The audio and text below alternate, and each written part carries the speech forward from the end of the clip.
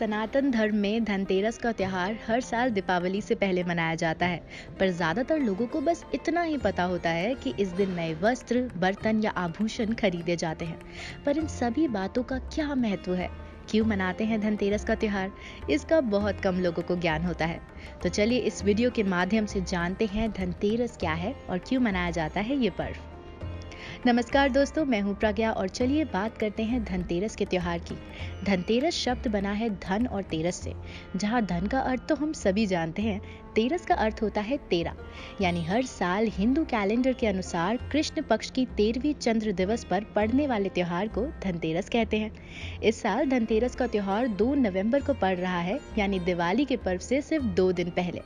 जैसे एकादशी में रमा एकादशी लक्ष्मी जी का पूजन और त्रयोदशी में भी शाम को यमराज के निमित्त मीठा दान और दीप दान।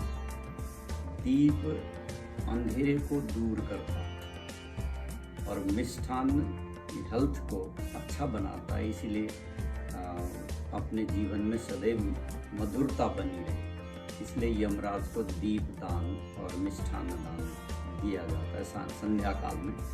और साथ साथ में भगवान विष्णु का पूजन, लक्ष्मी माँ का पूजन भी शास्त्रों में ऐसा वर्णन है धन्वंतरि दिवस में भी। और उस दिन धातु का पूजन भी कर सकते हैं, जैसे सिक्के हैं, जो भी आप ले आओ उसका भी पूजन होता है। अब धनतेरस के पर्व से जुड़ी अनेक कहानियां आपको मिल जाएंगी। कई लोकप्रिय कहानियों में से एक के अनुसार ये माना जाता है कि एक राजा के पुत्र की कुंडली में भविष्यवाणी की गई थी कि उसकी शादी के चौथे दिन सांप के काटने से उसकी मृत्यु हो जाएगी। उसकी शादी के चौथे दिन उसकी पत्नी ने भाग्य को पलटने का फैसला किया।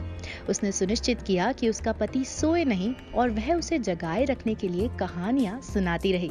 सांप को लुभाने के लिए उन्होंने सभी गहने और सिक्के प्रवेश द्वार पर ढेर लगाकर रख दिए। ऐसा माना जाता है कि जब मृत्यु के देवता सांप के वेश में आए तो वे सभी चमकदार आभूषणों और सिक्कों से अंधे हो गए। इस तरह सांप राजकुमार के कक्ष में प्रवेश नहीं कर पाए और पत्नी की कहानियों और गीतों से राजकुमार जागे भी रहे। ऐसा माना जाता है कि सुबह सांप अपने आप वहां से चले गए और राजकुमार की जान भी बच गई। एक और दिलचस्प कहानी है जो बहुत लोकप्रिय है, वह है भगवान धन्वंतरि की, जो देवताओं के चिकित्सक हैं और भगवान विष्णु के अवतार भी। भगवान धन्वंतरि समुद्र से निकले थे जब देवताओं और राक्षसों द्वारा समुद्र मंथन किया गया था।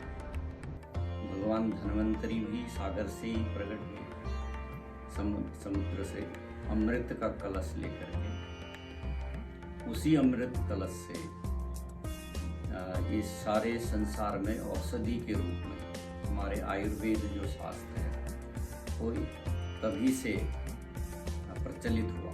धन्वंतरि वैद्य ने जितने भी रोगों का विनाश करने के लिए जो दवाइयाँ, जो आयुर्वेदिक दवाइयाँ हैं, उन दवाइयों को धन्वंतरि जी ने ही किया था सबसे पहले प्रकट। तो इसलिए वो अमृत कलश जो औषधियों का कलश वो धन्वंतरि जी लेके आए, इसलिए उसको धन्वंतरि धनत्रयोदश कहते हैं। अब ये जरूरी बिल्कुल भी नहीं है कि आप धनतेरस के पर्व पर सिर्फ महंगे आभूषण या सोने चांदी के सिक्के ही लेकर आए।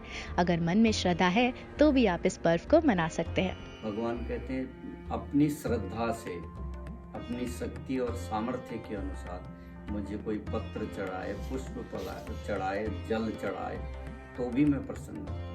भगवान को किसी मतलब एक्सपेंसिव बहुत महंगी चीज चढ़ाने से भगवान प्रसन्न होंगे, ऐसा नहीं। और इसलिए धनतेरस को सबसे शुभ दिनों में से और हिंदुओं के सबसे बड़े त्योहार में से माना जाता है।